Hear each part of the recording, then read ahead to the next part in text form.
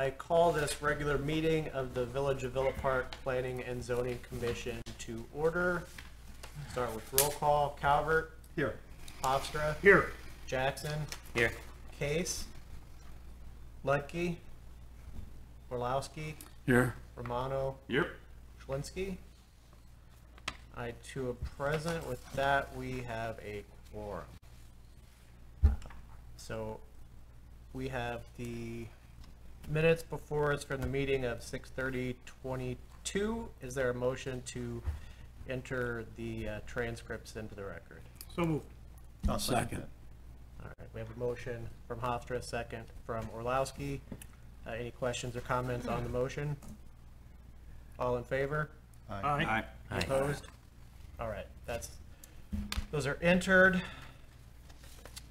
First, the only item of public hearing this evening is text amendments. The Village of Villa Park, the commission is the applicant.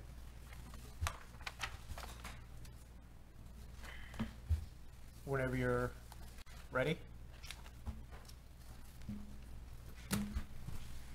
Good evening, gentlemen, and Pat and President Cazone.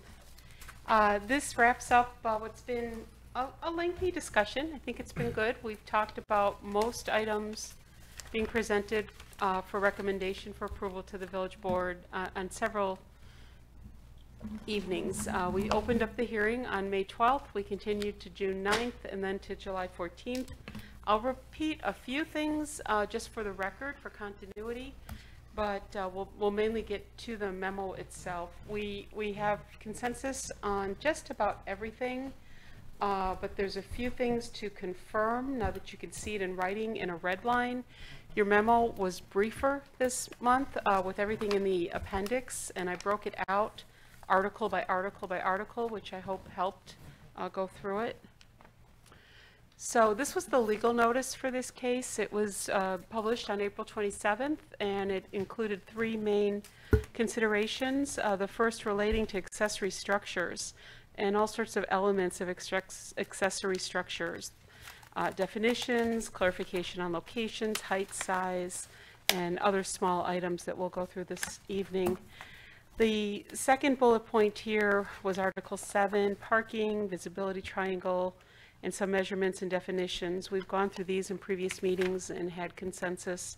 The red lines are in the appendix. And the third was large enough that I just reprinted the whole chapter. Article 4, MX districts. There were various Scrivener errors, a lot of misspellings, and just figures and tables that weren't labeled correctly.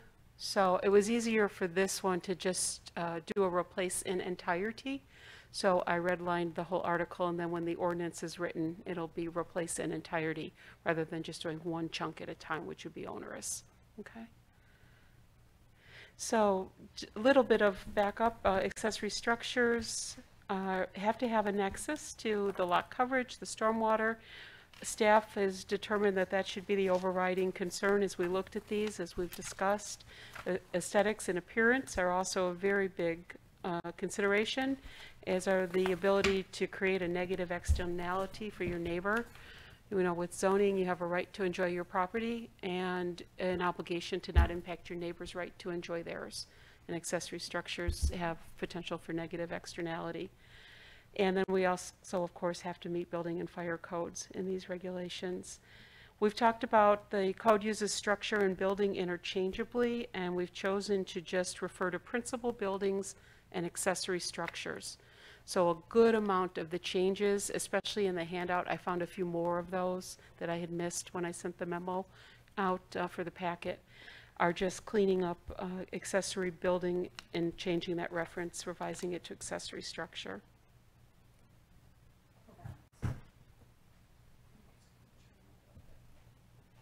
Okay. All right, so this is the main things we have to talk about this evening. We're going to continue discussion of the accessory structures. We're going to confirm that Table 6.2 meets the vision that the commission holds for the committee. There's two main changes in that. I modified the gazebo. The last version you had open had both roofed, but one with open walls and one with closed walls. And I realized that that was a remnant from your discussion in 2021. And so I've revised the table for just gazebos. And then the second is, I had to modify the footnotes for that as well.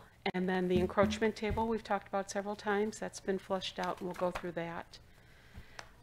Here is that table 6.2, accessory structure regulations. We did modify the height. I'm sorry that wasn't on the bullet point. But last month we had talked about gazebos at 16 feet. And in speaking with Danita Anderson, our code official, this is the height she's most seeing. So we took it down to 14 for gazebos. So this is, as we talked about last time, every property would be entitled to one garage, either attached or detached. There's one shed and one gazebo, assuming you can meet lot coverage.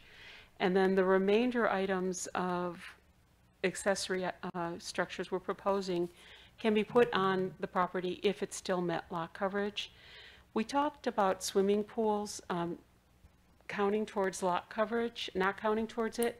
And we do have a written statement from Commissioner Schlensky, and I think he's suggesting we should count it. So we'll have to talk about that when we get to his element. I spoke with him at length today. He called knowing that he wouldn't be here this evening. Okay. Here's the footnotes. You can see footnote 2 relates to the gazebo. So if a gazebo was put on an impervious surface, it would count towards lot coverage because, of course, nothing could percolate down into the ground. If it was on a deck, you wouldn't double count. You would just include the square footage of the deck. And if you had an open gazebo, a roofed gazebo with open walls on a pervious surface, there is potential that the stormwater is going to percolate just fine. And I have seen gazebos which are just a shelter. And so I modified that footnote. So before I go further, do we have confirmation on this table? Any discussion on it? And in this packet you had with the handouts, it's the first page.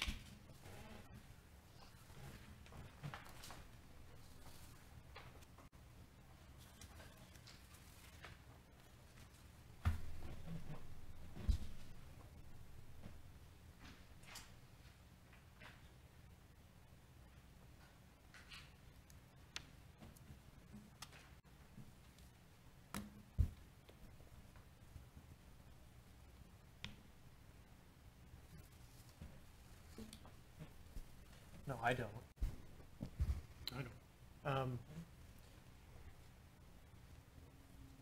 I have a feeling that your presentation, we're probably going to all blend into discussion and questions all at once. So just for the record, I'm just going to ask if anybody from the public is wishing to speak, and then I can also read Justin's comments into the record, and then we can just plow through this, combining questions, comments, your input. So is there anyone from the public wishing to speak? And I see no one, but I will read Justin's, Commissioner Schlensky's letter into the record. It says, Ellen and Pat, in light of my absence from tonight's scheduled meeting due to health reasons, I hope that my following comments can be read into the record regarding staff's Herculean overhaul of various sections of the zoning code and diligent cleanup of various Scrivener's errors.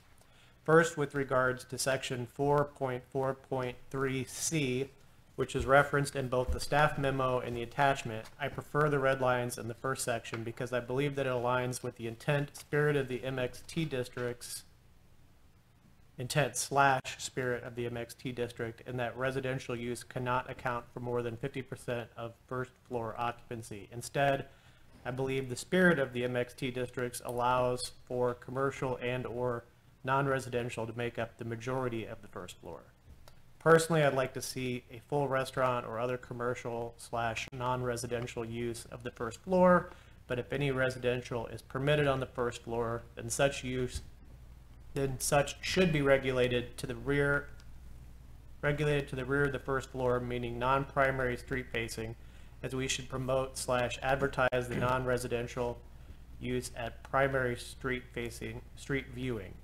MXT, in my view, is a transition of uses and the viewable use from the primary street should be the non-residential use.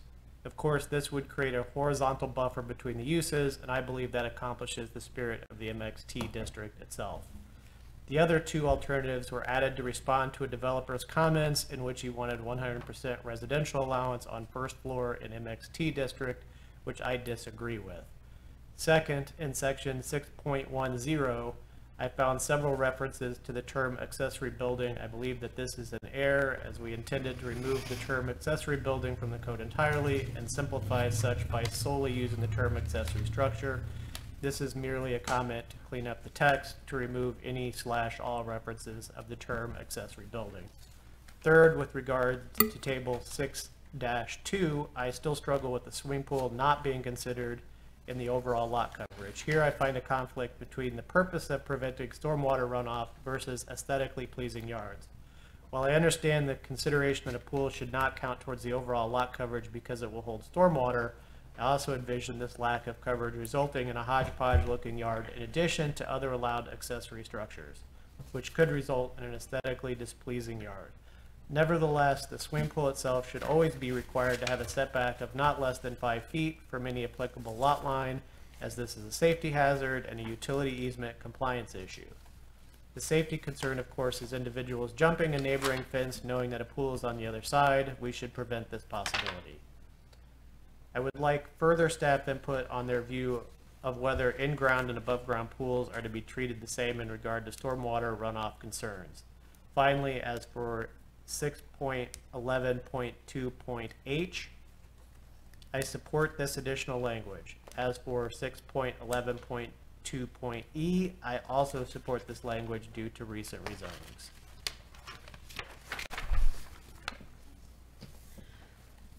All right, so then I think we could continue from where you left off. And just to keep that train of thought, when he got into his second paragraph on 4.4.3, I have those code sections in the PowerPoint.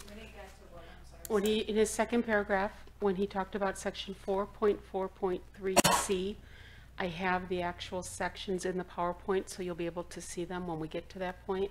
Yeah. And then for the last paragraph regarding 6.11.2.h and 6.11.2e, they're also in the PowerPoint for when we get there. Yeah, and I know where he says the reference to accessory buildings versus accessory structure, you mentioned already that you cleaned those up, so. All right, so we're good on this. Thank you, gentlemen. Yeah. We're good on the footnotes. Thank you, gentlemen. So this is the next big topic that needs closure, because we've discussed it several times now. And your first question, the first fork in the road, is what is the ground floor use for a general building?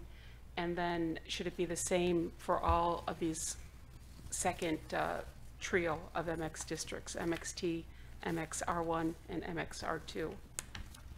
So when I first brought it up in July 14th, I did make the recommendation that the transition in an MXT building should be considered a transition of horizontal uses, not vertical, not up to down, not floor to floor. And I envision it as a mix of residential and non-residential, which transitions the uses from the business district to a single family detached home type district. And alternately, the MXR1 and MXR2, a transition of form, because that's the thing with these form-based codes. It's how does the building meet the street, not so much what's in the building. And if you notice, the setbacks for MXR1 and MXR2 are greater than the MXT. So if you think of the building at the northeast corner of Princeton and Highland, for example, that's an MXR2, and it's residential, but there's a nice lawn in front. And we have that all over town. You've got apartment complexes adjacent to and across from single-family homes, and you don't feel it as much because the building is set back with a lawn. The form of the building and the front lawn matches closer to the form and placement of a single-family home on a lot. So my thanks to our engineering department, this afternoon, Jack Wyman quickly made me a map, and if you pull it up, it's one of the larger pieces. And you know what, I apologize, I was going to put it in the PowerPoint and did not. This is the MX the second trio of MX districts. We had talked about where do they fall in the village. So you can see MX2 is generally along St. Charles Road, on Ardmore, and then that little chunk on Park. I know, Mike, Commissioner Orlowski, you had wanted to see this. So.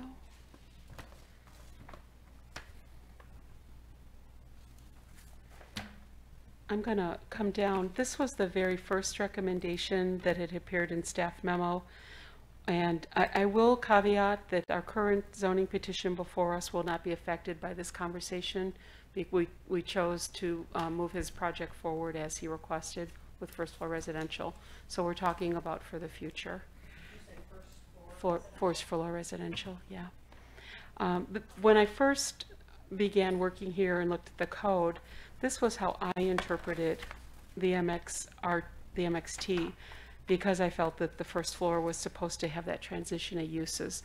So this appeared, what's on the screen right now, appeared in one of your very first packets from me. And then at the last meeting, I also suggested we might want to break it out differently between MXT and MXR1, MXR2. And so in your packet, we had gone through, Commissioner Lutke had gone through the list of uses. And if you look at this blue column in your handouts, you can see what the uses are other than residential in the MXT and the MXR districts. And they're the exact same in the MXR1 and MXR2. The only differential between those two districts is that MX1 is to be up by the train station. By the train station. By the train station. Sorry, I'm raspy. Yeah.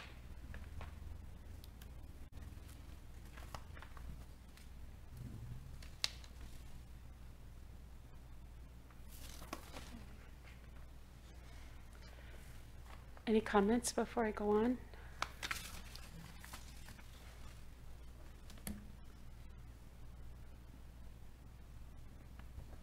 So are you asking for specific input on this as a topic? Yeah, we need to decide how we're going to word it. At the last meeting, we did talk about these two alternative definitions for ground story use, and it was in consideration of a request that the first floor be allowed all residential. So I think the first fork in the road is, do you want it mixed, or are you good with it all residential? And then you would determine if it would be the same for all three districts. Yes, so I've thought about this, and I still am not really comfortable with the ability to have an entirely residential ground floor in the MXT district as of right. What the right number or mechanism for getting there, I'm not sure what that is. If it's a percentage, if it's the frontage based, because saying it's a percentage doesn't necessarily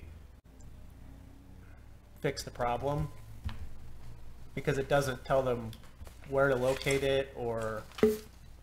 So from that viewpoint, this first reworking, and all I did here was I had moved a clause, a phrase from the original code, where I put except commercials, service, seating and drinking and retail at the end of the sentence. Right. You could, if you wanted to continue that train of thought, you could add on to this.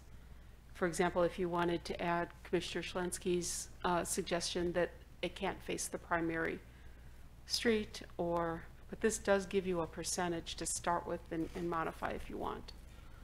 Yeah, and I think that's, first of all, we have to figure out what the consensus of the commission is, because I'm speaking for myself, obviously. But then beyond that, what is that mechanism? I know I mentioned to you all in Chicago, in any of the commercial districts, the downtown districts, basically your non-residential districts, a residential use on the ground floor, if it's permitted, is only permitted as a special use. which means you have to go through the special use process if you want to put residential units or uses that are residential but not kind of considered accessory. Like you can have, like, you don't need a special use to put a residential lobby on the ground floor of a building that has residential units above. But if you don't have any commercial in the ground floor and your ground floor is all parking, then you do need a special use for that. That's a little tricky. But as far as residential units, you would always need a special use. And that's one way to do it. It's an extra hoop for somebody to have to jump through.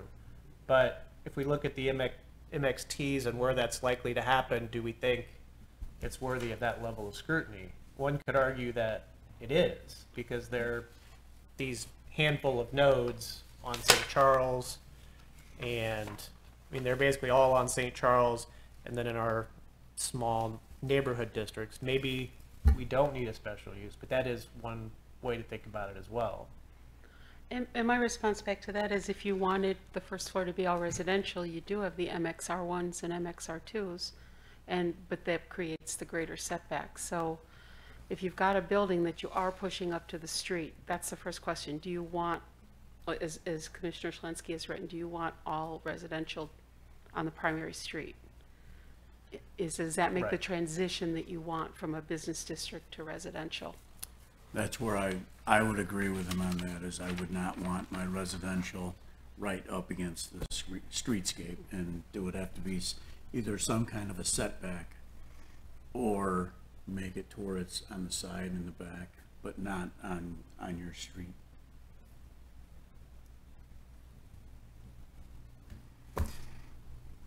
So I guess let's kind of go down the line here. How do you guys feel, any of you whoever wants to speak up, feel about, in these MXT districts, the ones that are red on this map, the idea of being able to have a ground floor that's 100% residential with no requirement for commercial use in any instance? No. Yeah. I'm not on board with that.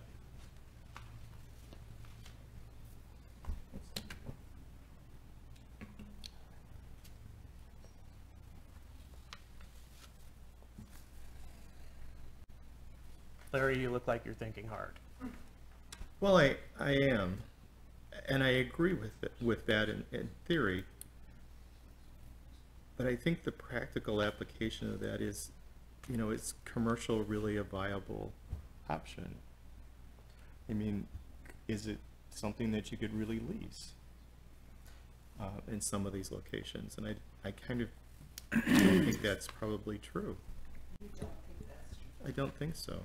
I think it would be a struggle anyway to lease some commercial space in some of those locations. And I imagine you're thinking like the kind of corner pockets down around Ardmore and Park. Right. In that general cluster. In that general cluster, yes. Yeah, and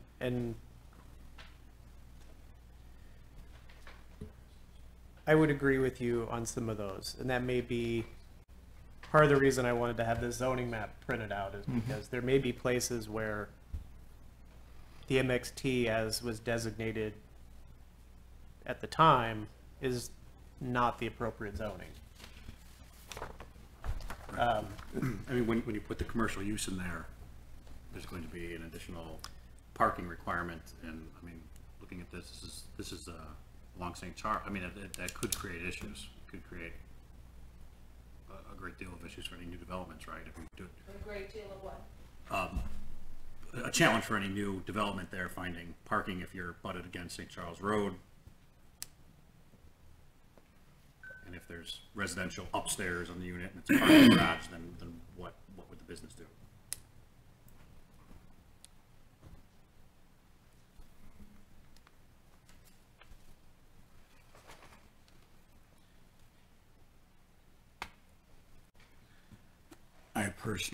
I think some of this would have to be a case-by-case situation. I can go all the way, we can go back to the Ovaltine project, and when that was done, and they had all the Villa Avenue Business District as storefronts that for years remained unfilled. And now it's a daycare. What avenue was that? Villa Avenue, Villa Avenue? yes. So that's where I think that the commercial use, yes, it's in your residential areas, is gonna be hard to fill. My point as far as residential ground floor in a business area, you wouldn't want in your street front unless there's some kind of a gap between street and residential, the same way that we have in current situations. So I think the general consensus up here then is that, generally speaking, from the, you know, the 10,000 foot view, nobody would really want entirely ground floor residential in any of these districts if it were economically feasible. The question is then, what is the mechanism for getting us there? And we could try 50% or only on frontage, and maybe that is a way to get there. But like Mike said, and I think Larry said to a certain degree too, it's almost case by case, right? Depending on the size of the lot, how many street frontages you have. Obviously, a site the size of where the Union will be developed is vastly different than, you know, this little pocket over here, a half block west of the library. And maybe that's where requiring somebody a variation is actually much more onerous than the special use process. Because let's just take that one parcel that's a half block west. I think it's behind it might actually be a funeral home there. Block west of the library at the southeast corner of that intersection on the zoning map. If somebody came in and said, we want to do a 3-story all residential building there, I really don't think anybody would have an issue with that. The idea of commercial there, to me, is not probably financially feasible and probably not welcome by the neighbors on the other 3 corners. But if we had a 50% clause or only on the frontage clause, they would have to go through the variation process, where they'd have to prove hardship and all the things that we just went through with 27 West Park, whereas a special use to permit ground floor residential, they basically have to prove that they're not creating harm. I mean, that's kind of the threshold for a special use. It's much less onerous. And that's why I wonder if that's the mechanism. You could also blend those two thoughts and make it not more than 50% on the primary street. Like that, it's a good example I may have showed you in Barrington on Huff Road. Trying to think if it's Huff or Barrington Road. And it's a big, it's across from a car dealership and like a 7-Eleven. So it's a very small commercial area. And they built, Marquette, who's doing the Union, built a very large 4-story apartment building. And it's set back about 10 feet from the street, and it is all residential, but it's a very deep parcel. And it's surprising when you go around in the rear that you see there's housing there as well. So I think something you brought up, lot size, is very important in this consideration, because many of our parcels are very shallow. Correct. That will impact it. So it's called, it's at Liberty and Barrington Road, I believe, if you want to look it up later. Right, but if we said not on the frontage, or no residential on the frontage, to get away from that, they would still need a variation.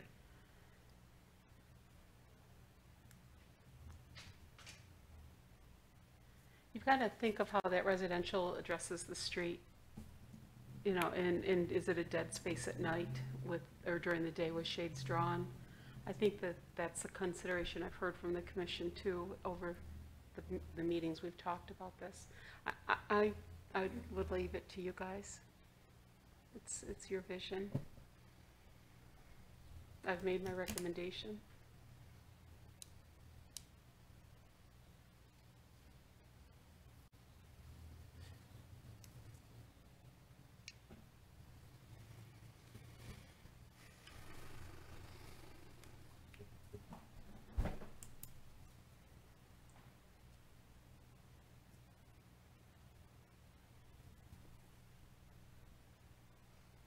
You know, I tend to lean towards the same thing that Larry says. Those spots over there on Park in that area, I mean, how hard would it be to just rezone them so that they are not MXT? I mean, the shops there are not going to survive, or any type of business there, you know, depending on what it is, may be hard, a hardship to thrive and survive there. I mean, what are we going to put there? Another bar or a liquor store or something?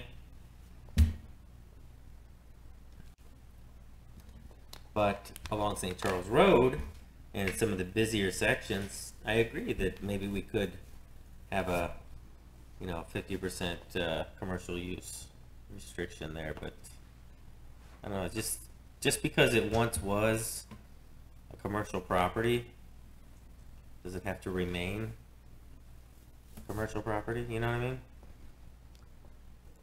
No, it doesn't. And depending on the specific location of the parcel, you're right, there might be some areas that should be rezoned.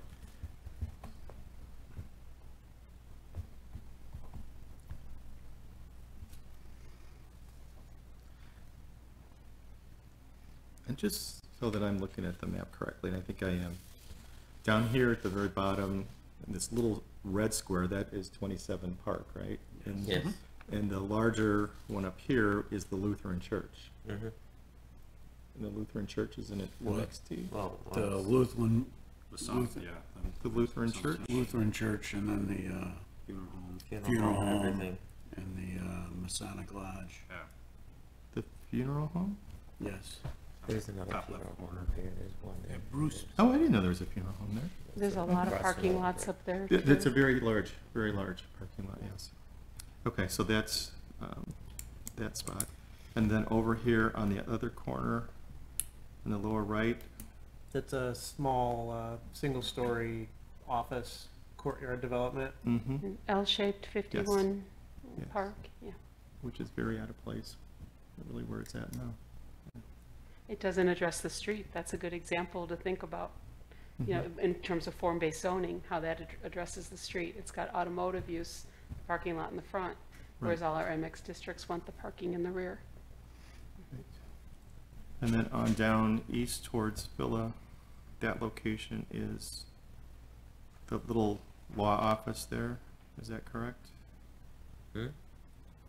That's fuel and the post office. Okay. And then the parking lot across the street. Okay, The old post office, I mean, Yeah. okay, which is now an architectural firm. right. Yeah, in hindsight, I maybe could have had him put the MX 1, 2s, and 3s on here, but that's what the infill is. Mm-hmm. Okay.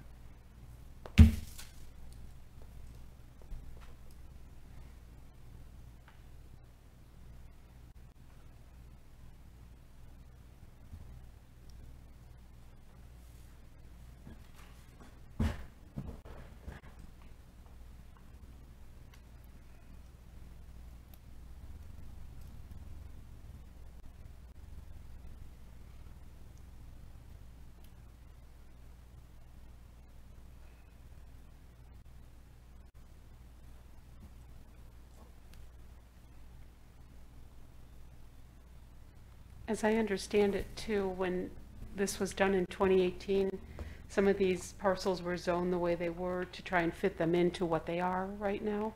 correct? I think I've heard some of it. Yeah, I know that Leslie, when she did these, there was a combination of trying to fit into existing uses to not create nonconformities, while in some instances also, I think the underlying zoning in some cases drove what the new zoning was, except for in a handful of places where we kind of pushed for changes. And I think, as an example, the MXT towards the west end of St. Charles, I think that was one.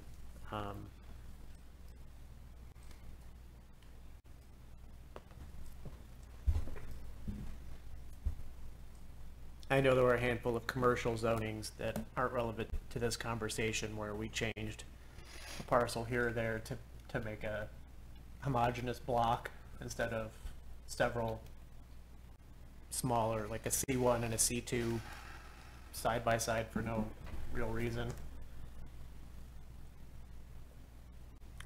So I think that if you want to consider it on a case-by-case, you're going down the right path if you make a special use for the residential on the first floor. Then you've got the ability to weigh each parcel by itself. I think that's, I really do think in the, at least in the MXT, I think that's the way to go. Because the consideration could be made that it's just not a viable commercial space. Right, or that the lot's not viable from a size perspective, or there may just be locations where it's not just not viable, it's not really welcome. And if somebody it's- wanted to go residential, You might consider rezoning to the MXR1 or MXR2. Yeah. that's a little bit trickier, because that involves changing someone's land use rights. But yes, that's certainly a process we could go through.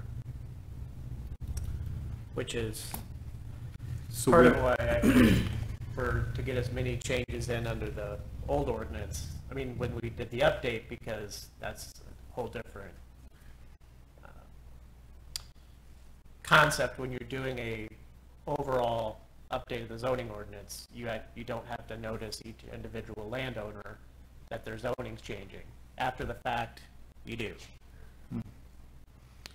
So maybe ignoring the comment about the residential being on the street facing or in the rear, maybe you just do the route that anything requesting residential on the first floor is special use. Yeah, and that's, And then you can weigh it. that works for me, and that's what what I'm getting at is it's case by case, and case by case is exactly what special use is created for. It's uses that might be considered problematic for whatever reason, and then looking at them against the standards in that specific situation, which is what we're talking about. And we could try to craft a 50% only in the front yard, but what if you've got 3 primary streets? Right. What if, there's a million things that you have to try to account for, and the special use process allows you to do that. So would we start with this, or let's start with the original wording in the ordinance, which is struck through up here.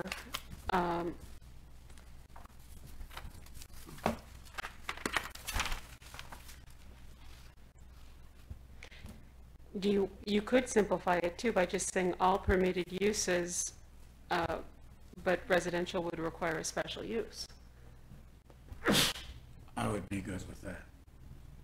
Does that work? Can I miss something? No, I think, and then you would just have to make sure that that's duly noted in the use table as well.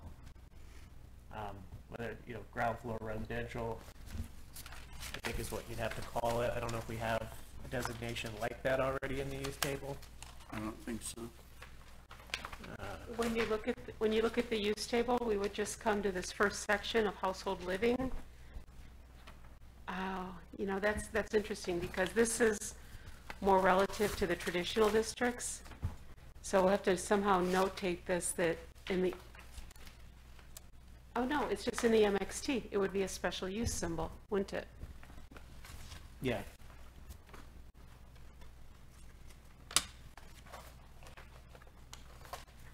And then MXR, do you want that to read the same, or just do what I've suggested here with all uses permitted in the district? Personally, based on where our MXRs are and what their concept, what their intent is, I don't have any problem with them being all ground floor residential. The MXR. So if you put all uses permitted in the district, then that would cover that. For me. And the uses that we allow there that are not residential are very few, very non-intensive, and for the most part, uses that would never be in a residential building anyway. Or, I mean, if you look down at the list of MXR uses, the vast majority of them are also special uses. So just so we're all on the same page, I'm going to change this on the screen so that we are all saying the same thing. All permitted uses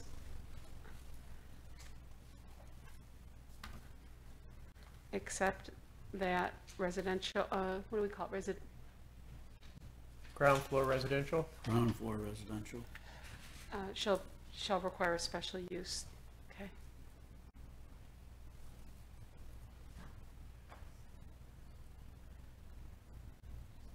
Floor. Oh, thank you.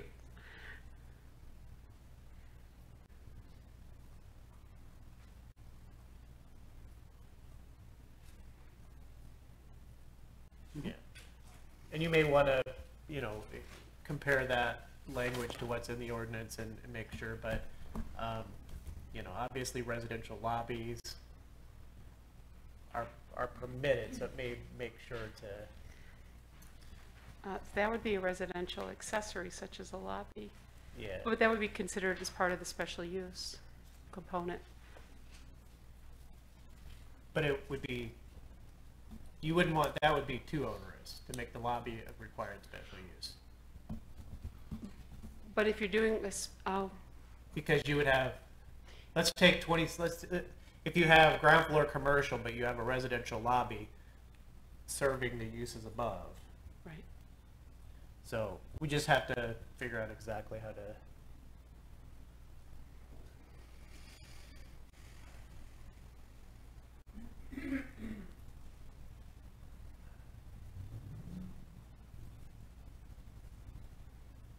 I'll figure out a way to get that in there, but that's Yeah. your point.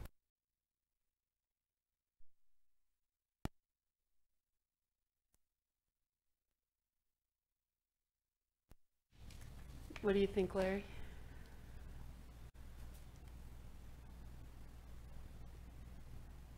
Okay. I'm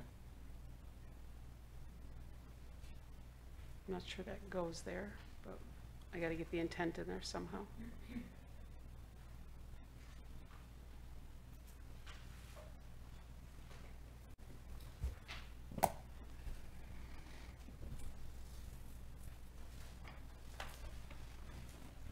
Not now, Pat.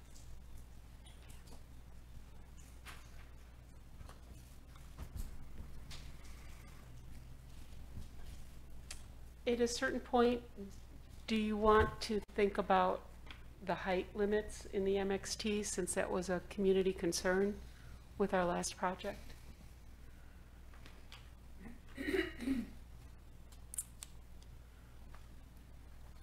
I'm not sure that we've published for this here. I'd have to look back at the legal notice, but given that it was such a point of discussion, it may be something for the future. I would say that personally, I'm okay with 5 in the MXTs, the vast majority of them. Again, it comes back to, are there some areas that are zoned MXT that shouldn't be? And then the only viable way I could think to get around that without forcing variations would be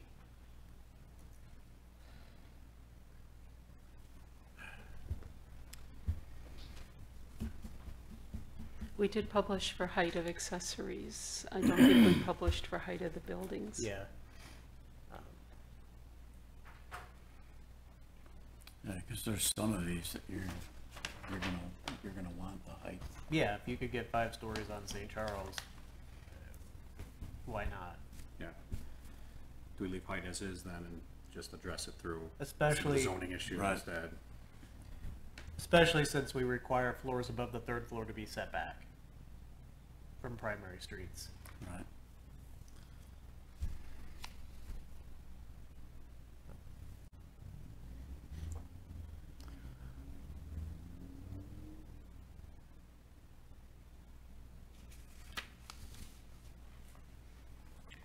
Would it be really Take these difficult to remove this property on Ardmore and this other one over here on Park out of MXT? It requires noticing them and holding a public hearing, and I don't know what more, and then a board vote.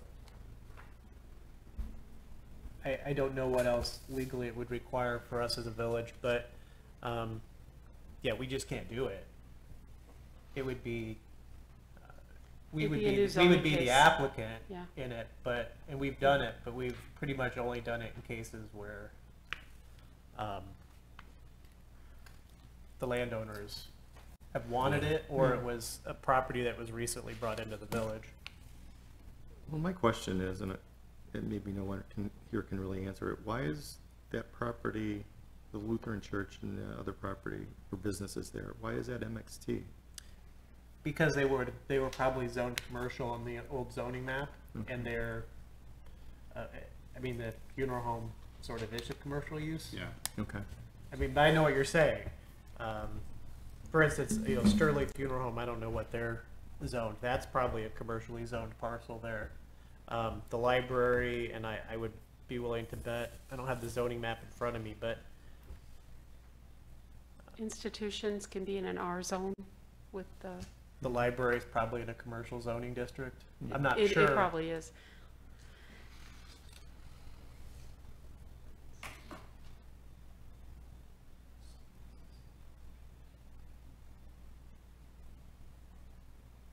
But yeah, my guess is that it's been a while since we did that, but So the funeral home it was is- probably an underlying commercial zoning. Mhm. It's a commercial use. If you made it residential, you instantly create a non-conforming use. So anything they would want to do to that funeral home, they would not ever be able to do. Even if like the funeral home went out of business, they closed the doors, Yeah. somebody else couldn't buy it and restart the funeral home, because the use would have been discontinued if enough time passes. And those are the types of things that Yeah, you're and- trying to, that's why. I'm sure it was zoned commercially and it's a commercial and, use. and that makes sense. Yeah, So in terms of the height, I wouldn't have any problem or concerns about any of these other ones along St. Charles or even the ones over on Villa. It would just be these parcels over here. 5 stories would be, I think, inappropriate in either one of these locations. Here is the whole zoning map up on the wall. Just so you know, we've added a new interactive zoning map.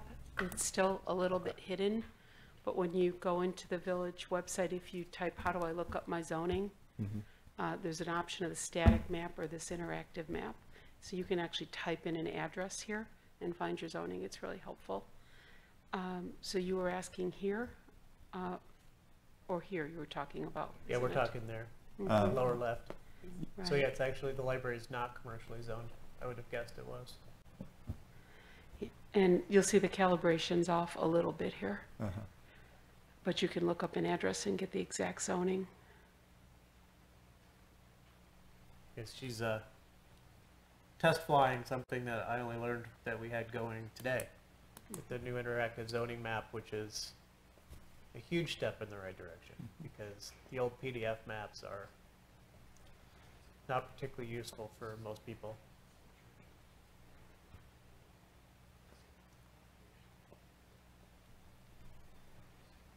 So should we get back to the question at hand, or did you want to talk about the MXT anymore? We really haven't published for it. I think it'll be coming down the road for you shortly. Yeah, I know the board mentioned wanting to have some discussion regarding MXT and that, so we should probably wait for that, I guess. on those specifics. But I do agree with you that there are at least a couple places where the zoning may not be appropriate.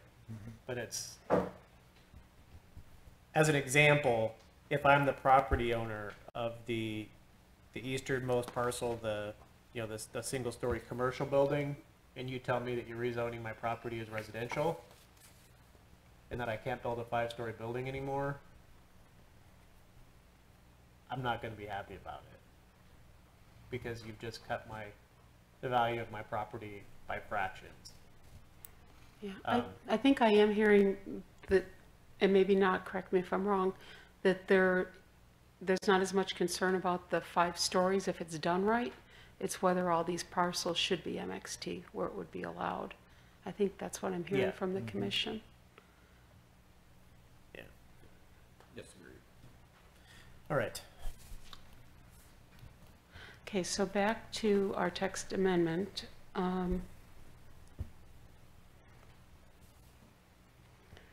We will modify this, all permitted uses except the ground floor residential shall require a special use. Residential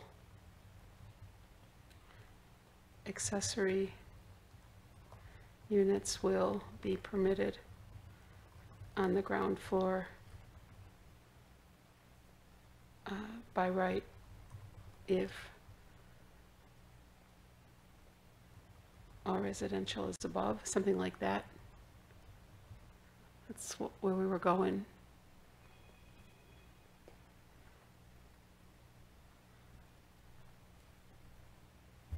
Have I caught the intent and we can wordsmith it with the attorney? Yeah, that's Okay. That's fine. That's the intent.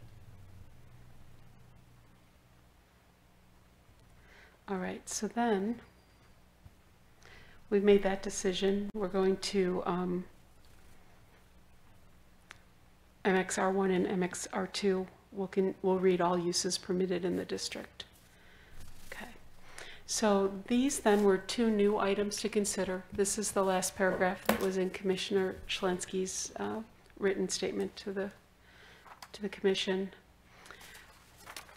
When we went to approve the outdoor temporary sales for the garden center at Jewel, I checked the code and realized that they previously had been a C district and now they're MX3, and they can't do their outdoor garden sale, which, as you know, they do every year. So what I'm suggesting here is an additional sentence, and this would be applicable to the larger parcels in the districts other than C. The whole point of outside sales is, one, you want to know it's temporary, it's kept clean, and that you can take up the parking spaces for the outdoor sales but not impact the functionality of the store. So that's why I've written within an approved parking plan, and the parking plan would make sure that there was enough parking to still serve the store, that life safety trucks can get through, it's not blocking the fire truck lanes, people can still get in, it's still a safe site. So I thought that that was a very common sense addition that we could add. Do we have consensus on that? I'm fine with that. Okay. The second one is something that was not discussed last year, but it has come up with moving season. And right now we allow people to use these pods, these portable moving storage units. A lot of time it's become in vogue to pack them when you're moving. The company comes, picks it up, moves it to your new house. And we require a permit. We don't charge for the permit, but we want to make sure that they're off the public right-of-way, that they're on the private property, they're not encroaching into the sidewalk or the street, and it's on a paved surface. And went to just codify that and dug around on a few other codes and realized that we should probably, I think, consider 3 scenarios.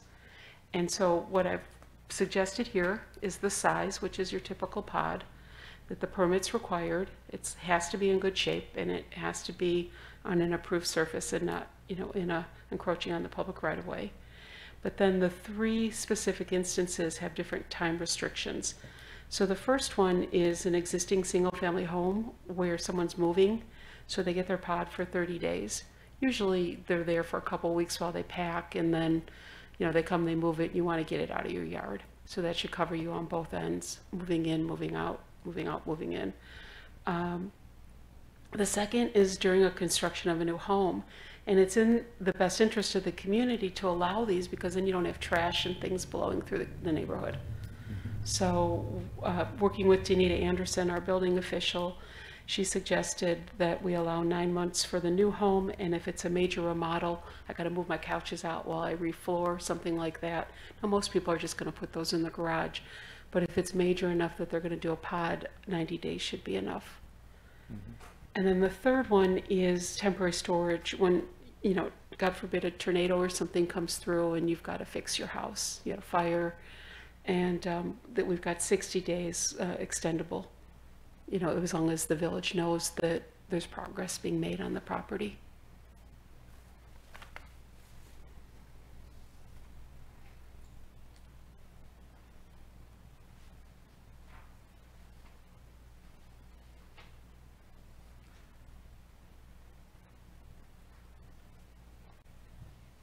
Do we have consensus?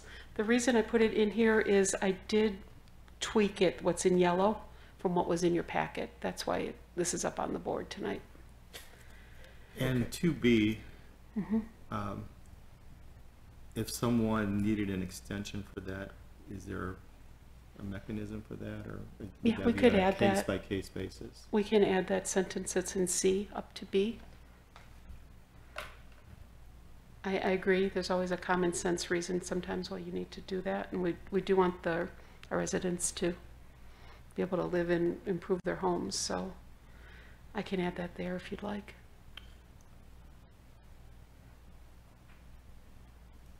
Don't we already have, I guess I'm not clear, don't we already have regulations for pods? Not on residential lots. Everything that was done last year was We created non-residential. them like 10 years ago. Yeah. We created what? We created them about 10 years ago. Are they I couldn't not- find it. I'd have to, I don't know if it got reworked in last year's work, but I couldn't find it. I remember. I thought a portion of what we entered was for residential and part is commercial. It's, I could be wrong, or something could have been removed that wasn't supposed to be in the codifying process. But we did have a section specifically for residential uses. That's where the language for the non-residential uses came over from. okay, so if I type in the word storage, you always have to have the right term, right? What if you type in pod? It's not, That's like a brand name like Frigidaire or, you know, tissues, Kleenex. Outdoor storage shows up very minimally in the code. I don't think it's outdoor storage. I think Okay. it's storage unit or temporary storage or, See, everything I found was non-residential.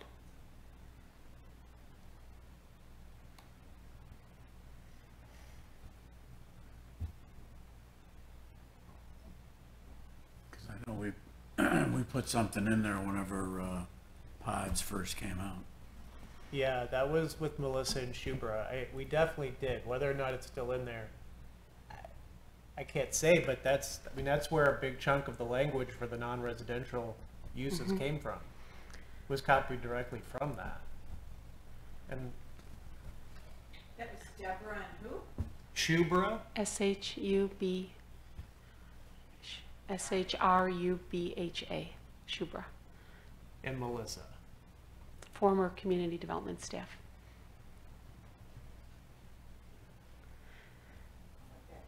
Dean Anderson or D. Anderson? Danita? How do you- Anita with a D in front of it. Oh, thanks. So, yeah, we had talked about this at one of the very first meetings where we clarified the non-residential. Go just to temporary uses. This is right under it. Oh, okay. On 6, temporary uses? Yeah. And scroll down through that and see if there's Sorry. It's okay. So A is a bit similar, but No, it had multiple standards to it. It had like a part A, B, C, D. okay.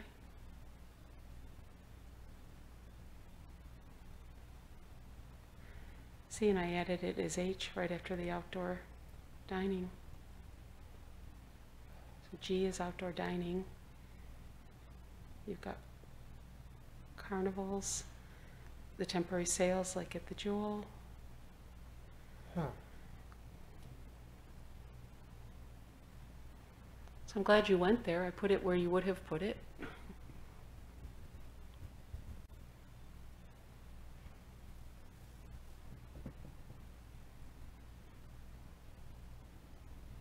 Yeah, without being able to sit down and pour over it, I know with 100% certainty we had that in there until very recently. Yeah. I wonder if the way one of the ordinances was codified with a whole I remove can and check the delete. original 2018. Can I get consensus if I don't find it? Would you like to add it? I have no problems with anything that you proposed, Yeah. because I think most of it's already in there, and what you've added is actually increasing specificity in terms of timeframes, because I believe we just had a single, like 60-day or 90-day time frame, Okay. but it was there with like the standard size for a pod.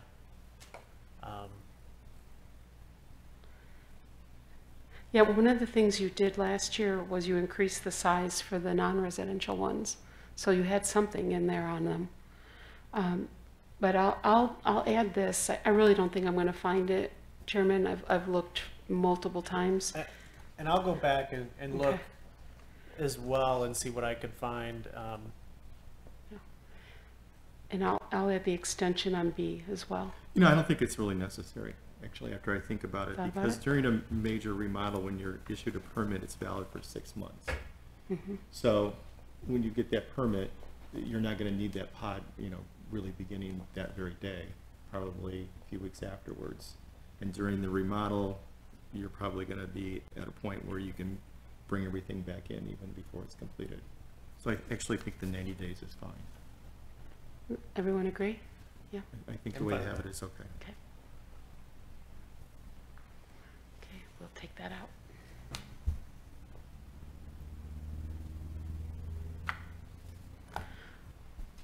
All right, so next I'm going to get into chapter, section by section, just summarizing the changes. And I put this in the memo and then in the beginning of each of the appendix, so that would help with the creation of a motion, because it summarizes the nitty-gritty that's being done. So attachment A was Article 2, residential uses. There was a Scrivener's error with encroachment being spelled wrong. B, the office, commercial, and industrial districts. The table was an error referencing an R district, so I've replaced that with OC and M, and that's the title. OC and M, office, commercial, and manufacturing districts, in the title of Table 3.2. The Article 4 is that entire, replace in entirety. We've looked at the Scrivener's errors before. We've addressed the first floor land use tonight. And then I was able to find in that original 2018 copy of the ordinance, some of the figures were missing, so those were added. They just got dropped out, the titles, and you'd be reading it and it would say refer to figure, 4-32, and there was none.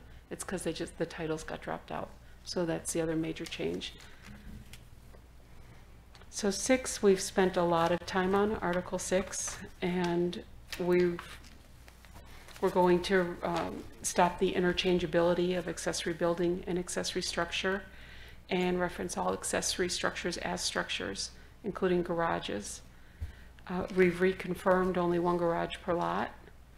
We've increased the size and height regulations to more match what's available on the commercial market for prefab sheds and gazebos.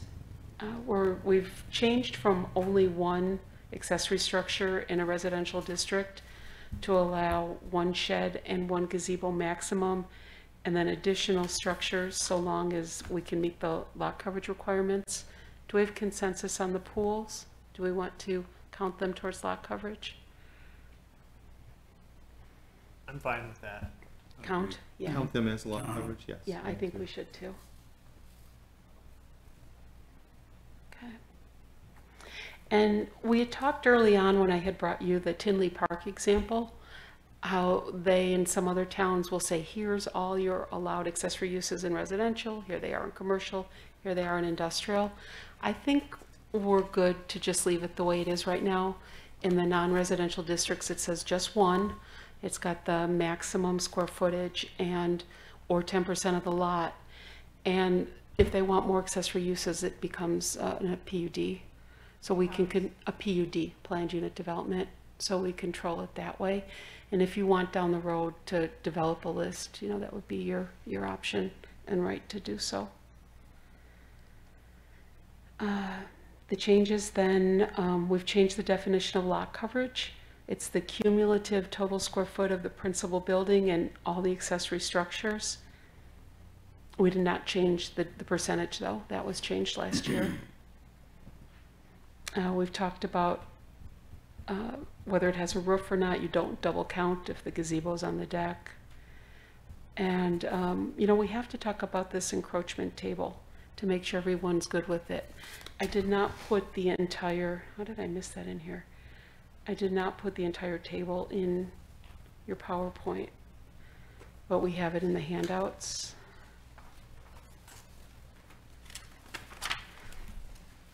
So the first thing we did to that table, we looked at last month where we added the 4th column and put the footnotes up in it. Here's the beginning, the top of the table. And you can see I changed the definitions. So, let me find this for you.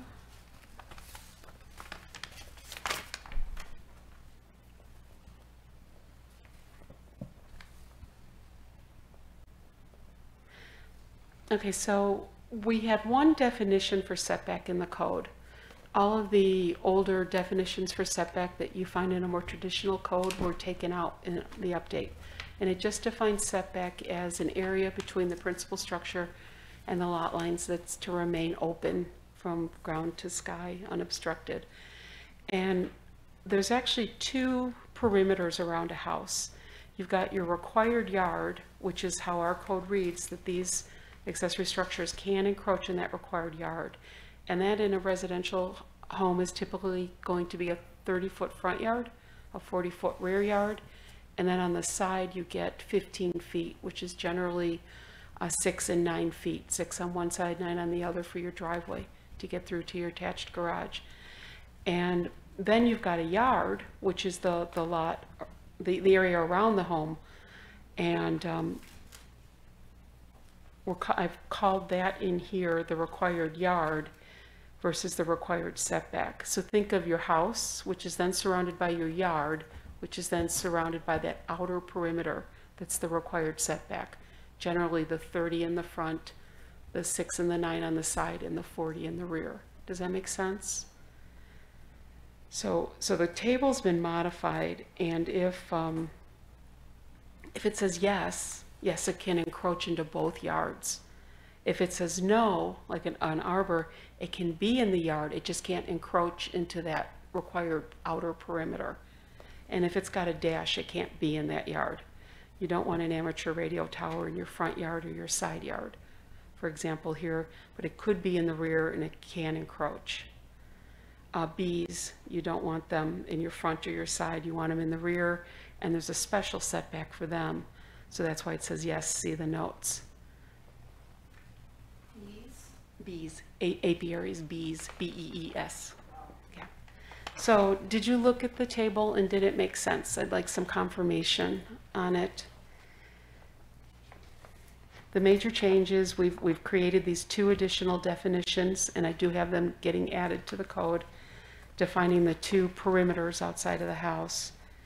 And then we've indicated first if the accessory structure can even be in that side of the house, be on that side of the house, and then if it can encroach or not. And the additional notes give some parameters for the encroachment. And then there's a couple uses that were elsewhere in the code but not in this table that I did add, just to try and get them all in one place. I think I added dog runs. There's one other.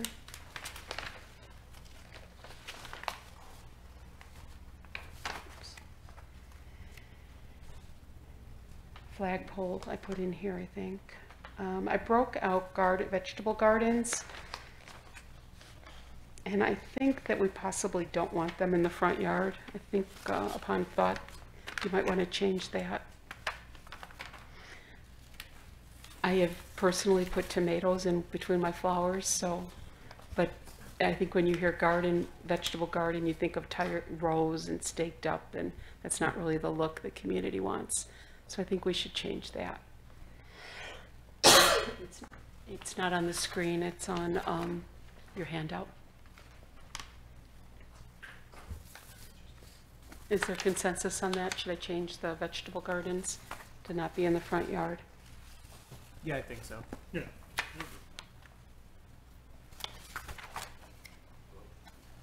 I don't personally care, I think it's fine, but I'll go with consensus.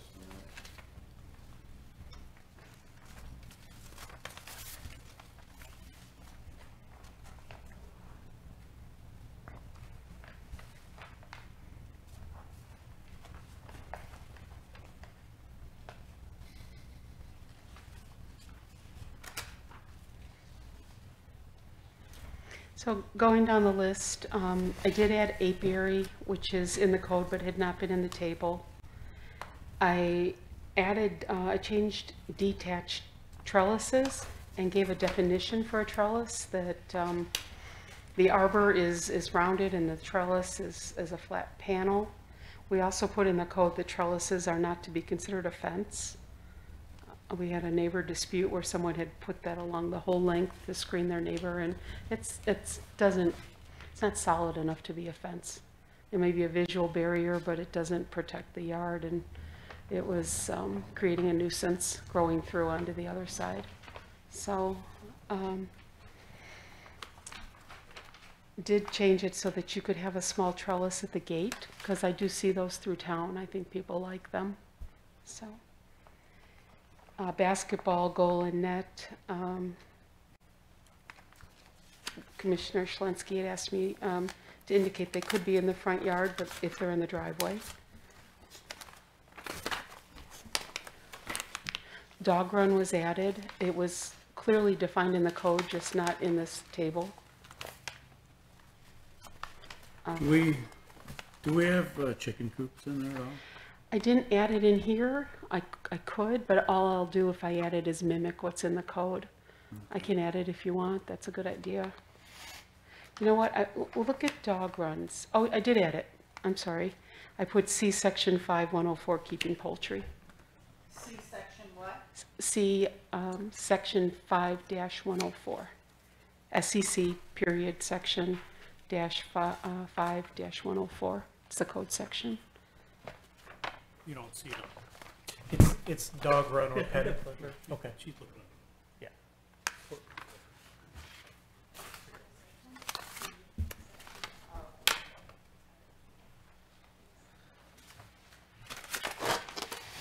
Because it said pet enclosure is why I wanted to add it, Commissioner Orlowski. Some people consider their chickens their pets, so.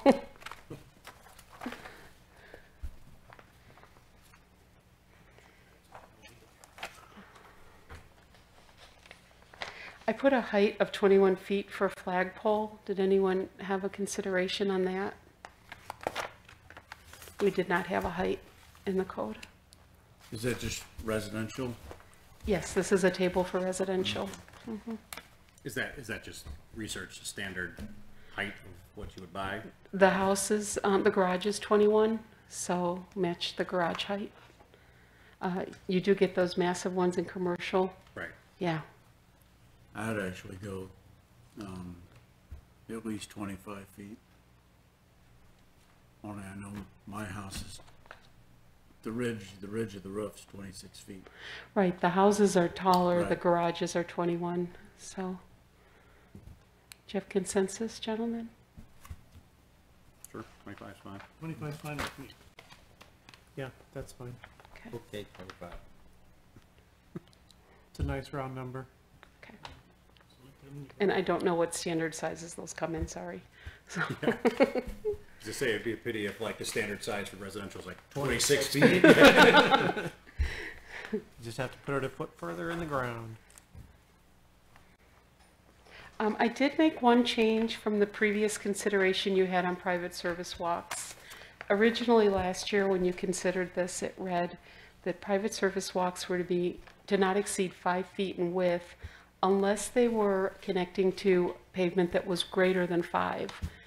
And a sidewalk in the front yard greater than 5 is not a sidewalk anymore. You're getting into a patio. So we limited 5 feet as the maximum service walk through a residential property. And, you know, if it's in the rear and it's bigger, it's a patio. I added rain barrels in the front yard if they're adjacent to the house, because just in common gardening practice, if you catch it, if you've got a front garden area, you're going to want your water right there, but just only adjacent to the house. And a lot of people, they're very nice looking, they paint them, they're decorative, so.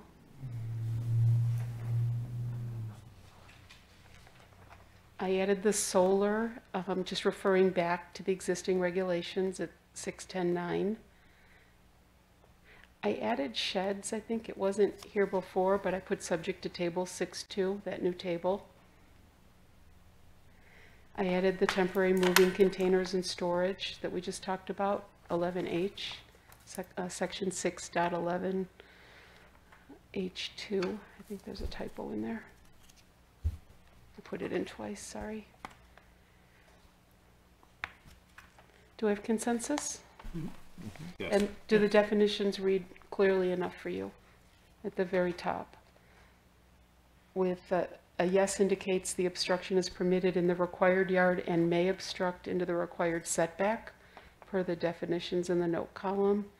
No indicates no encroachment, but it is permitted in the required yard but prohibited from obstructing or encroaching into the building setback. And then the dash means not permitted in the yard or the setback. Makes sense to me.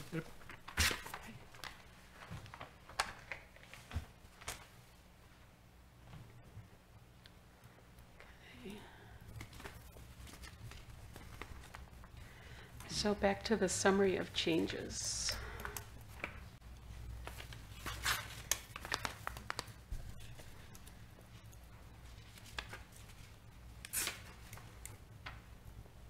Okay, I was going through attachment D, Article 6 uses, the changes, and then we popped into that table.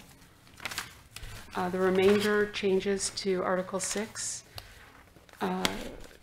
is we did change some of the setbacks based on building and fire codes and limited if there's any required utility easements. Like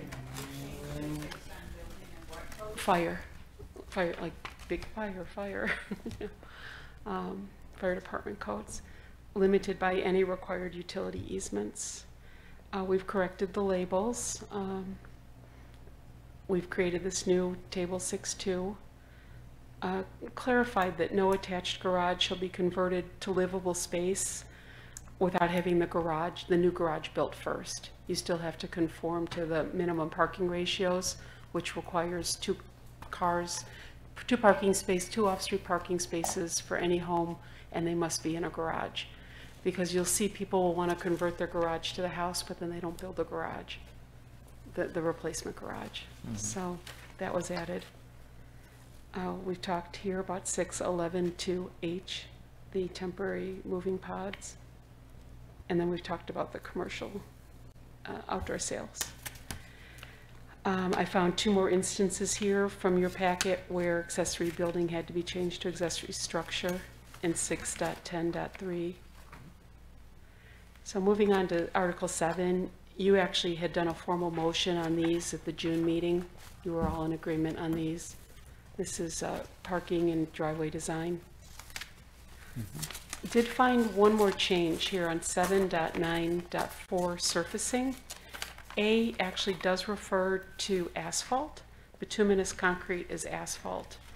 And we had already talked about increasing the depth, the required depth from 2.5 to 3 inches, but I added the phrase hot mix asphalt, just to make it clearer that it's asphalt. So 9 we've talked about at length. This is the visibility triangle, providing leeway for the village engineer to determine if it's possible to include it. And then the fence, this is how I knew the library was a residential zone, because of where the fence got placed up against to the street. Yeah, we've talked about this before. That was in your motion of approval in June. So we've been through a good part of G here, the last chapter, Article 14. We've just talked at length about these new definitions for lot coverage, impervious site coverage. That first bullet point actually was approved by you formally in June. We talked just now about the definitions for required setback and required yard. I've talked about clarifying that decorative lattice is not a fence. We renamed that encroachment table to 14, not 13. That was just a scrivener. We've modified the table. And then I've talked about the 5-foot sidewalk maximum and adding the other accessory uses. This is a small change I found since your packet on Monday. Again, the word building should be structure. And I added the phrase per the definition in the notes column in terms of table 14-1 definitions. We've gone through this table here. This is a sample of the new table 14.1. Here's a couple other definitions that were added. This is where it says decorative fence lattice is not, a decorative lattice is not intended to be used as a fence. This impervious site coverage you previously agreed with. This is the new definitions on setbacks and service walk. The new definition on a required yard. A new definition for a required yard. This is adding administrative approval for outdoor sales, temporary sales in districts other than a commercial district we've talked about. And that's it. Okay. So I think you've given me consensus on everything. Yeah.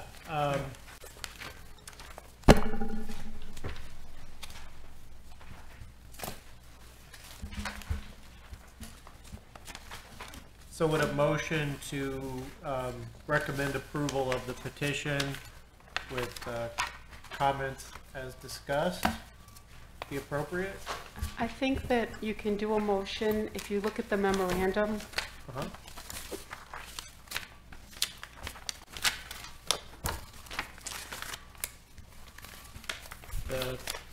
I gave you a suggested motion of recommend approval of text amendments as presented in attachments A to G, which would make the following updates in the zoning ordinance, Appendix C. And it is 2 pages of wording. I've just read them to you now, paraphrase them. I'll leave that to your determination if you want them all read into the record. But they have all been covered in this conversation.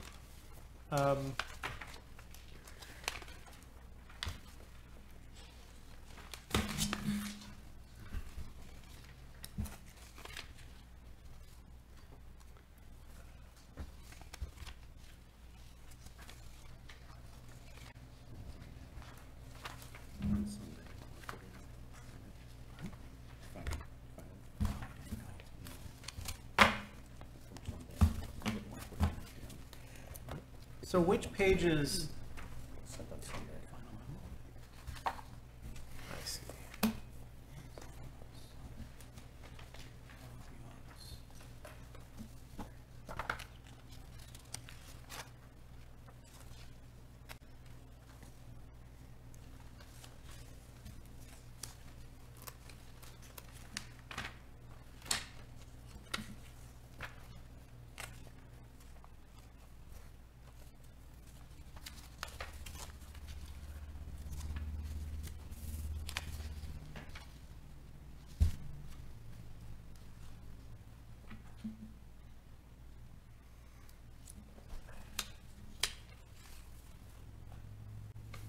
I hate to read all this into the record. Just because it's a lot of reading.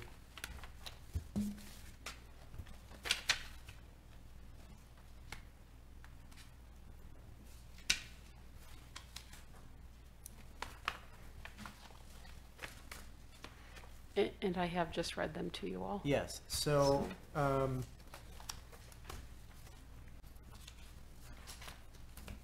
guess I'd be looking for a motion to recommend approval of text amendments as presented in attachments A to G, which would make the updates to the Village of Villa Park zoning ordinance as outlined in the memo dated August 11th, 2022, and incorporating changes discussed in that hearing. Incorporating discussions in that public hearing. Is there someone like to make that motion? Someone say I'll make yes. that motion. All right, we have a motion on my right from Hofstra, second. I'll second that. Okay, second from Orlowski. Are there any questions or comments on the motion? All right, roll call. Calvert, Yes. Hofstra, Yes. Jackson, Yes. Orlowski, Yes. Romano. Yes. I too vote yes. With that, our recommendation will pass to the village board. I will review the tape one more time as I prepare the memo, just to make sure I capture everything. Good. Thank you, gentlemen. You, Ellen? All right, so that's the end of our public hearings for this evening. Is there anyone wishing to speak on non-agenda items? Please, just come up and state your name and address for the record. It's not a public hearing at this point, so you don't need to be sworn in. Joe Colmoni, C-O-L-M-O-N-E, 742 South Riverside, Villa Park. I'm here, about 3 years ago, I think when the new ordinance was being developed or amended, I came to this meeting and I spoke because I was getting a sidewalk and patio completed. At the time, I think I had similar concerns, I think, from getting a permit that I do now in regards to setbacks. I know we just went through some of these, specifically the 5-foot side yard setback. There's the public utility drainage easement all the way around for the 5 feet. I currently have on the side of my property a private sidewalk that encroaches into the 5-foot setback. It's a paved stone pavers, crushed limestone underneath, done properly by a professional landscaper. That goes back into my rear yard and covers goes into my patio. What I'm trying to do is I'm trying to put in a pool in the back of my yard. I would comply with the 5-foot side yard setbacks and rear all the way around. But what I want to do is, in regards to 14.1.9 with setbacks, I would comply with the 5-foot setbacks. However, table 13.1 with the permitted obstructions and encroachments, I wanted to more so, I don't think I need variances. I think I just more need an interpretation of the rule or the ordinance as possibly the setback. So it shows on there private service walks on the side and the rear is permitted. And so what I'm asking to do is use put the pool into 5 foot, have my private sidewalk continue on going alongside my property line. That would be within the 5 foot. Ideally, if my pool's at 5 foot, the walkway would go around 3 feet, and then I would still have 2.5 feet left to my property line where my fence is at. I understand that this is also being considered as decking, which it essentially is, right? But it's going to be a continuation of my walkway going all the way down, and it would go along this side, and on this side it doesn't really matter because it's within the main part of my yard. So what I'm here to do is ask more so for, I guess, an interpretation, or if it's a case-by-case basis, where I would be able to get an approved permit based on this. What I'm trying to do is saying it's not concrete that I'm putting in there that's going to be permanent. pavers are easily, I had work done this year, where my existing patio was dipping a little bit. Landscaper came in, popped off the stone, added the sand in it, leveled it off, put it right back in. So if anybody ever needed to get into that area, all they have to do is pop open those stones. If they needed to dig for setback, whatever the case may be, they can easily do that. I sign off on something, have it record against my property if I need to. And then I would still have, like I said, 2.5 feet for any kind of runoffs that would go into my pool or be properly done. All right, so I don't want to step on staff on this, but is this something that that's come before you, Alan? Mr. Comoni and I have been talking at Okay. length about this, and there's 2 issues at hand. One is that there's a 5-foot utility easement where he wants to place the pavers that that he's right, they could be popped up. But the question is, if you've got a pool, how far from the lot line should it be? The county requires 10 feet, we require 5 for the pool and all surrounding decking. The other element is that you've done some beautiful work in your yard, and your permit for your patio and that service walk from the front to the rear did show your sidewalk out of the 5 feet. And the permit, that was what was approved permit. I think I heard you just say it encroaches in the 5 feet. But the permit had it out of the 5-foot utility setback where it should be. That's what was approved. And so staff is saying that any decking or walking around the pool needs to be out of the 5-foot utility easement and the 5-foot required set, which is becomes a 5-foot required setback. And so this is an interpretation of code. He is correct that he is trying to determine if he should file, what's the word? When you overrule my decision, sorry. Variance, yeah. Hardship. Well, No, it doesn't qualify no, for variance because it's self-created. It's an appeal. an appeal, thank you. Apologize. Okay. Yeah, without knowing, I mean, without having the specifics of the case in front of me, I wouldn't want to commit to anything, and it's it's up to staff to make that determination at the ground level. And if there's an appeal necessary or a variation, that's something separate. But you're the ones intimate with the code, intimate with the situation, what permits have been issued. That's where I would come down on that. I mean, we're not making any ruling up here. It was not really how this works. But Have you had any appeals come to you in a formal manner in the last few years? I don't believe we've ever had an appeal come to us. Okay. May I speak? Yeah. So what I'm asking more so is, again, we spoke, but is there a difference if I want to do it right? I don't want to do something, outside of anything that is going to, not be permittable or whatever the case may be. But if the pool is in there, I'm trying to figure out what is the difference of having the pool on the 5-foot line, me going to Home Depot grabbing, 2 feet by 2 feet pavers, plopping them on there, and throwing like pea gravel around. There's really, to me, there's no difference. I'm just having it done professionally by a landscaper and doing it right so it doesn't move out all over the place, and it is proper drainage into my yard or the pool. Right, but- So it's more so of an interpretation of what is considered a permanent structure or encroaching on that, just with like normal landscaping, like rocks. If I put rocks along my property line for But if you went and got pavers from Home Depot and threw them down yourself, you'd probably need a permit for that too. If it was impervious, no, but it's not so much the 5-foot setback, it's that it's a utility easement Okay. on the plat of subdivision. You're at home, and then I think there's 2 other lots, at least 1 other lot, have it on it as well. Well, the utility easement's more of that's a contractual legal issue, correct? More than that's not even It's a not zoning issue. code, it's your That comes down to the subdivision. wording of the easement ordinance. Right, and also, Mr. Comoni, I'd asked you, your pool is going to be large enough to require 2 exits on the Yep. deep end. Where were those going to be? Was one of those going to be up against the side yard? because any pool over 30 feet length needs to have 2 exits in the deep. I mean, in the shallow, I'm sorry.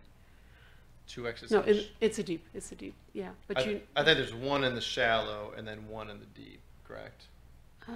I'd have to look up the code, but that's why I wanted confirmation from, I don't know, we need to get into It would detail be here. on the Yeah. opposite side where, you know, going into my middle of my yard.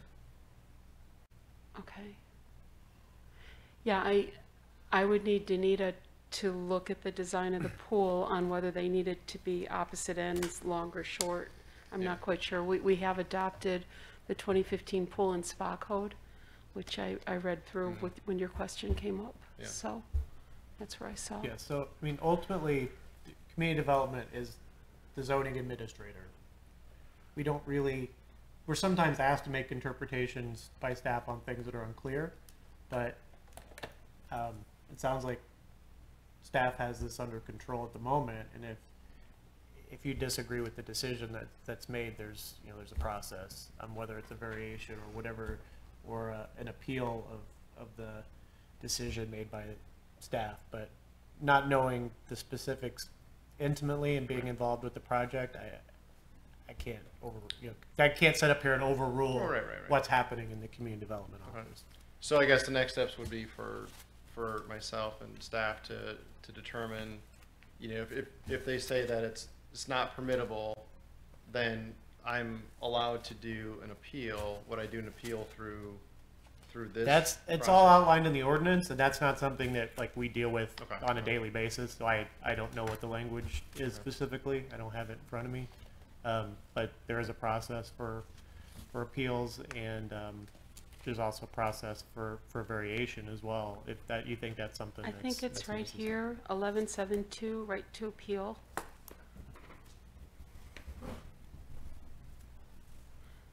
So this would come to the commission, and then I think we look into Article 2, which creates the commission. So of the municipal code, not the zoning ordinance, and it has to have, I think, a minimum of 5 votes. So, Mr. Coloni, if you'd like to file for an appeal, what I'd like you to do is send me a formal letter with the details of your pool. And we've had a sketch. I'd like to know where the egress will be, and confirm on a scale drawing that the mechanicals for the pool are out of the easement, and then we can file for an appeal, and I have to determine with the village attorney if it'll be published or if it just comes directly on an agenda. Okay. Is that something that would, I mean, I don't know who am I talking to, but like if is that something that is, I mean, I don't want to waste everybody's time. I know you guys got bigger and better things to do, and I do as well. Is that something that is worth pursuing? That, you know, if I mean, it's simple what I'm trying to do, so I'm not. You want to maximize your yard, which I appreciate. Right. You've built a beautiful yard. I do need to talk to the village attorney on how to handle it, because I do not believe it qualifies for hardship, because a hardship is based on the topography of your lot. For example, would say, I gotta put the pool here, the slope's too Right, big. right. It's a self-created hardship because you're choosing on flat ground where to put it. So that would, if you would send me the letter, and with a drawing of the pool that you received from your contractor, I will talk to the village attorney and get direction from her Okay. to bring it forward. But my biggest concern is that it may not be a zoning issue, it may be the legal issue, because it's the conflict with the plat of subdivision and the utility easement, in which case I don't know that it would come back to this board. No, I don't. So- That would be. I would think that would be dealt with in court. And I've been told by our deputy public works director too, that it's the subdivision, it's not the zoning. So, but I'll take it to the village attorney. Here's probably a dumb question, because I don't know, but like if there's a utility easement, so that means there's some sort of, I think when I talked to Vasily, said there's some sort of a drain going in there, or is it just more so there's nothing there, I just can't use it? It's on your plat, I believe, as utility and stormwater drainage easement. So there's a drainage underneath there.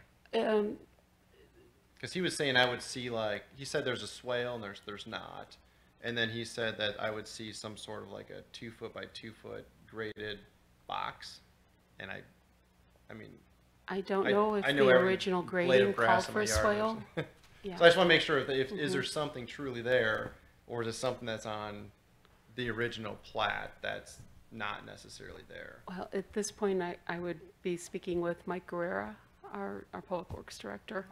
Michael Guerrera, Guerra. Public Works. He's an engineer. The question is, there might not be a swale there now, but was it platted to have been a swale?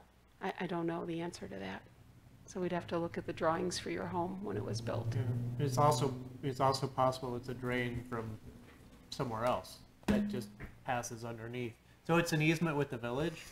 It's on the plat of subdivision on both interior side yards and the rear yard. So, I'd recommend working with the village and figuring out if that, I mean, I guess it's twofold. You've got the variation, but you've got the easement. If it's an easement for something that was never done, that's something else that maybe the easement's removed through a new plat of through a new subdivision. plat of subdivision or something. That doesn't necessarily help as far as the zoning code, but maybe the use of your land in the future.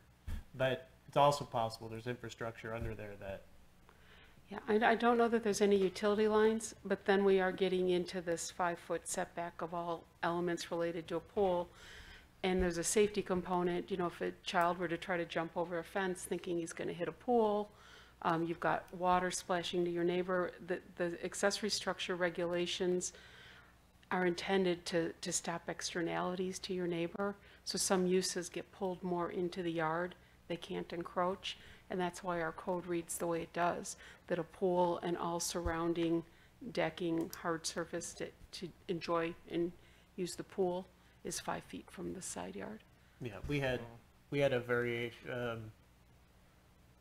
believe it was a variation for the Colberg? pool in the, yes. There was a pool variation last year on Kolberg, Kolberg, Kolberg Court, Yeah, where their and- lot did not allow the pool in the rear yard. And I know we did require them to have everything associated with the pool outside of, and you can verify this, but I believe everything associated with the pool, decking, equipment, all that outside of the setbacks.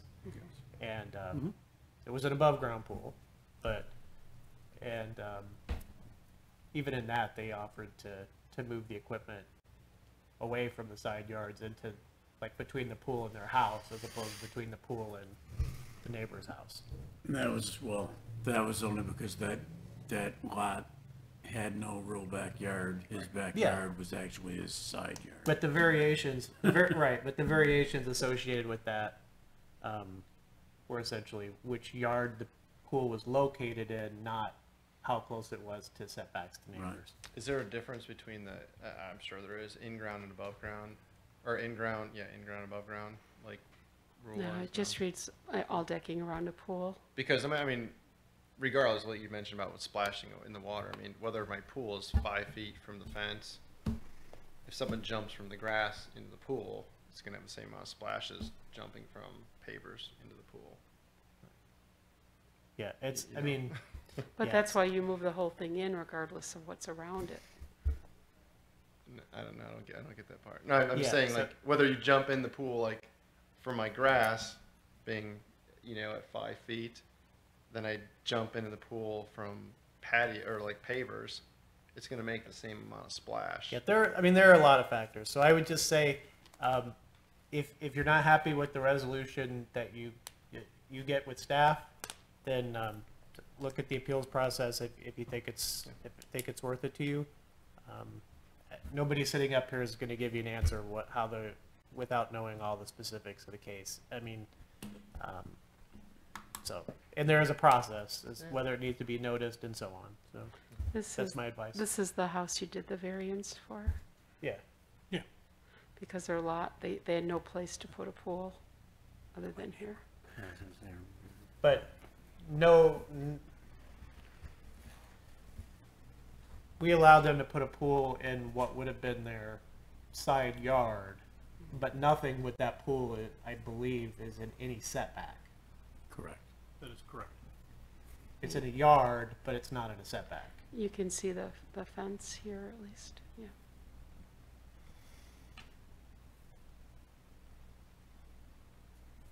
In fact, I think in that case, they offered to, I mean, it's much more than 5 feet from the side. Yeah. So if you want to continue with an appeal, send me the formal letter, but this time please include the plan from your contractor, and I'll talk with the village attorney and Mike Guerrero, and then we'll set a meeting with you. Okay. But in the meantime, I can at least still, I'm okay to get the pool. It's just the surroundings are what I gotta worry about. You have to worry about where you're going to place it Yeah, as on long your as it's property. within 5 feet, for the pool, as long as the pool is within 5 feet from the setbacks, I'm good. That's what we've been debating, because you're going to have your pool, and you're saying that if the pool is out of your 5-yard utility, the code reads that nothing can be in that utility easement. So then that would mean that whatever paver you want to pop still Or I needs to just be leave it as moved in. grass. Paper you wanna pop up. Pop out needs to be within the, needs to be outside of the 5-foot utility easement. Or if I wanna leave it as grass, I can leave it as grass. on Correct. there. And you said if I throw like a flagstone on top of it, that still needs, like if I just get 10 flagstones and throw it around there, that still. That's, needs I a permit. mean, that's the permit process, and that's. Let's we're talk to not- Michael Guerrero about that, because you're Yeah. affecting your lot coverage, Okay. so. But And- pavers that are set correctly with the right amount of gravel underneath can still be considered pervious. It's gonna depend on the type of paver and how it's installed. and- But I think if you're getting into the use of a qualifying impervious paver, then we're getting into something that's not so temporary, because you're laying base of gravel and stone, Yeah. so. Okay. Okay, and we have changed our definitions of impervious surface in the past year, and we recognize different provosity of different materials with the Public Works Director making final determination. So that doesn't come from me, so we'll talk to Michael. Okay. Will do. Thank you. Yeah, I think, I mean, I'm sure everybody in the village wants to see the best product that you can put together in your yard, so, work with them. If you can't find a resolution that you're happy with, then, appeal. Yeah, I mean, I'm you think definitely it's worth not, it. I'm not looking to like, do anything illegal back there and Right. build Yeah. something. I'm trying to make my yard look. Right, and the fact that you're here tells me that that's the case. Yeah. Otherwise, you would have already done it. All right, well, thank you. Thank you. Appreciate Thank you. Nice to meet you in person. Could you spell your last name for me one more time? COLMONE. Thanks. All right. Any updates or anything, Ellen? I have one outstanding case from Demito Saloon and the proposed wine bar, and I'm waiting for revised legal descriptions before I can publish for those.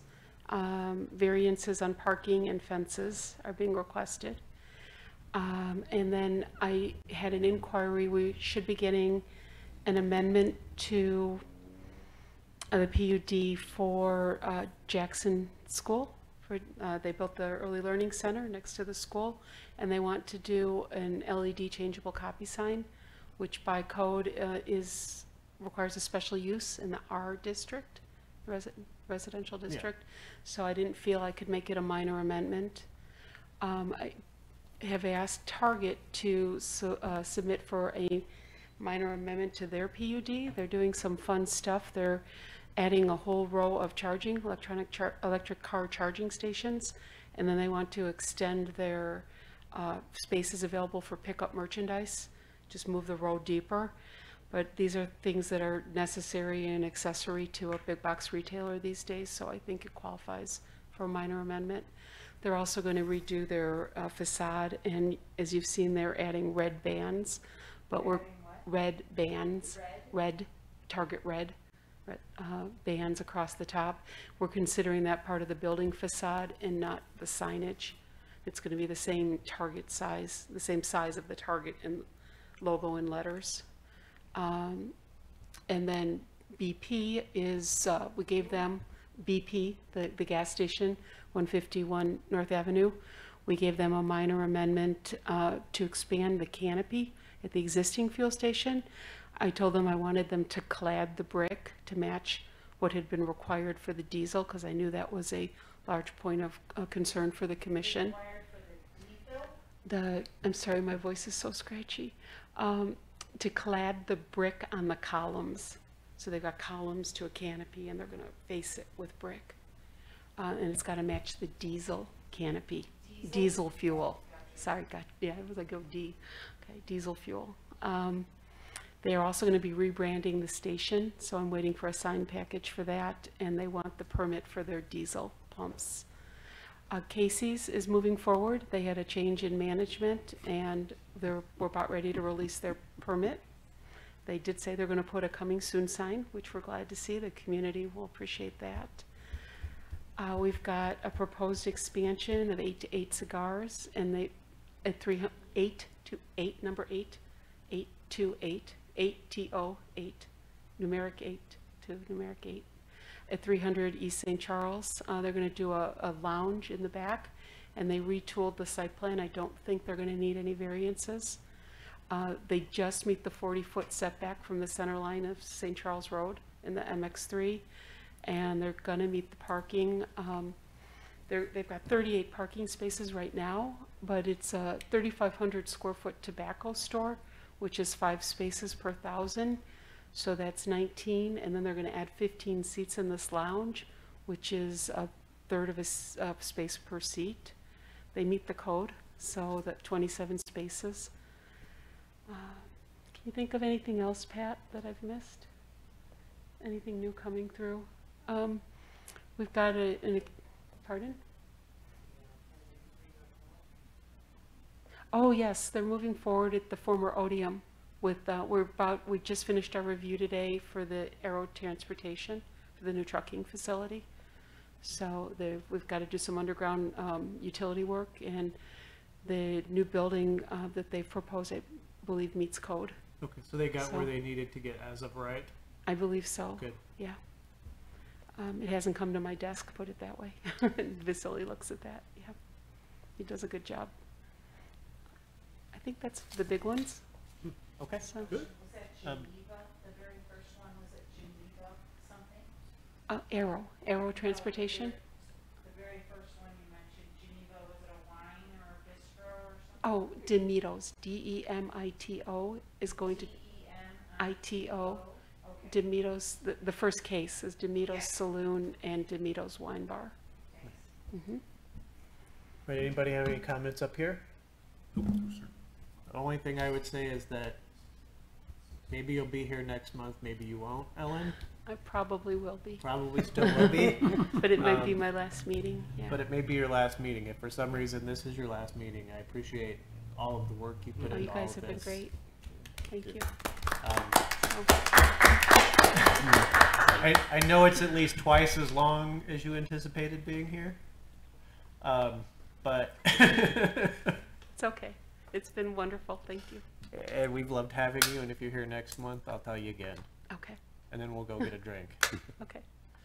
All right, motion to adjourn. So So be moved. it. Second. Second. I'm sorry. Yes, Motion so moved. second. Second. Hofstra, Olowski, all in favor? Aye. Aye. We're adjourned.